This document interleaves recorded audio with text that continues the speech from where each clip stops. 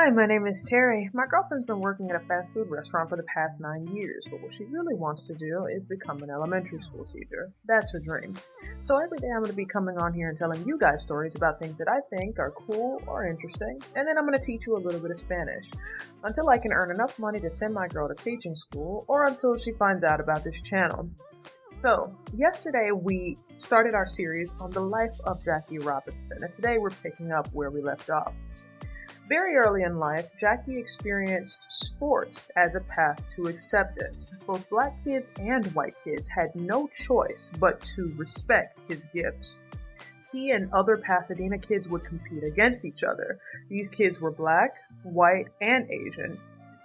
But they didn't allow race to drive a permanent wedge of hatred between them. Jackie worked at the Rose Bowl selling hot dogs. He found his identity in sports. He tended, however, to neglect his studies when he was practicing. He also had fragile self-esteem because he felt insecure about not having a father. He had nagging self-doubt about his worth as a human being. His older brother Mac introduced him to the glory and glamour of sports. Mac himself was a sprinter and broad jumper. He overcame heart problems to win a spot on the 1936 Olympic team. He won a silver medal, finishing second behind Jesse Owens in the 200-meter dash. He had set a world record, but when he returned home, he received no recognition. Because of racism, the only job he could get was a street cleaner. Sometimes he even swept the streets in his Olympic jacket. He was bitter and humiliated, and this humiliation broke him. Jackie played all the sports at his high school, and he excelled at all of them.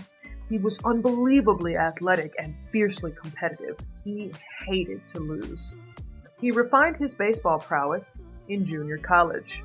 His second year was particularly phenomenal. He led his team to the division title, scored 43 runs, stole 25 bases, and only struck out 3 times in the entire season. He was chosen to play against the Chicago White Sox in their spring training. He played so well that the manager of the team said, "Geez, if that kid was white, I'd sign him right now." Other kids his age were signed, but because of his race, that opportunity simply wasn't available to him.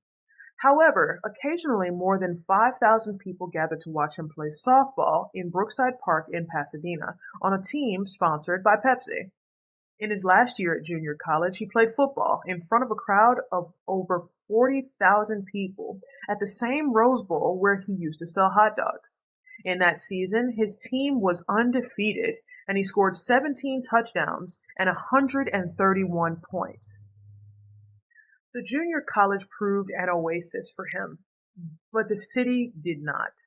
He resented the way black people were treated by police and by most of the citizens, which his family had experienced firsthand on multiple occasions.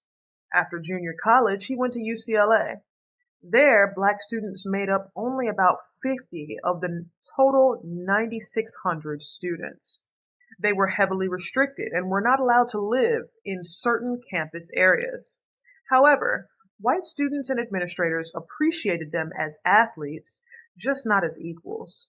UCLA recruited black athletes for sports teams because they sought to increase their athletic standing among other colleges.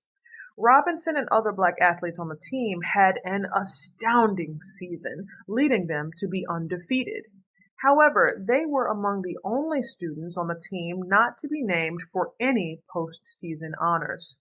Later, Robinson met Jimmy Dykes, the manager of the Chicago White Sox. He invited Jackie to come work out with the team. But just as he was about to show up, he was ordered to join the Army. He reported on April 3rd and ended up in Kansas for basic training. He excelled there too, and many people thought that he was a shoo-in for the Officer Candidate School, or OCS. However, when he applied, he was rejected, along with all the other black applicants. Instead, they were assigned to just take care of the horses. When asked about this, Stimson, the Secretary of War, said, "Leadership is not embedded in the Negro race, and any attempt to make them commissioned officers is doomed to fail." Years later, Jackie proved him wrong and graduated from the OCS. He served well as a second lieutenant, but after several incidents of blatant racism, he was given an honorable discharge in 1944. Free from military service, he sent a letter to the Kansas City Monarchs. They offered him a contract, and although he hadn't played baseball for years, he absolutely demolished in the Negro Leagues. Robinson caught the attention of Branch Rickey, who was the president of the Brooklyn Dodgers. Unbeknownst to Robinson, he had been wanting to break the color line in Major League Baseball. Rickey began to factor Robinson into those plans. Robinson had just been planning to leave baseball when Clyde Sukeforth made contact with him on behalf of Rickey. On the morning of August 8th, they held a secret meeting in his office in Brooklyn where Robinson was offered a major league contract. They kept this secret until the formal signing at a public news conference on October 23rd. The news took the nation by storm. Years later, Robinson finally felt the full weight of his triumph when he was inducted into the Baseball Hall of Fame. In his speech, he said, "Today it seems like everything is complete." So, the Spanish I'm going to be teaching you today is La gente estaba lista. La gente estaba lista. And what that means is the people were ready. If you like this video or you learned something new, drop a like down below. If you have a specific topic that you'd like to see me cover, drop me a comment. And if you'd like to support this work that I do, there'll be a link to the Cash App in the description box below. We'll see you next time.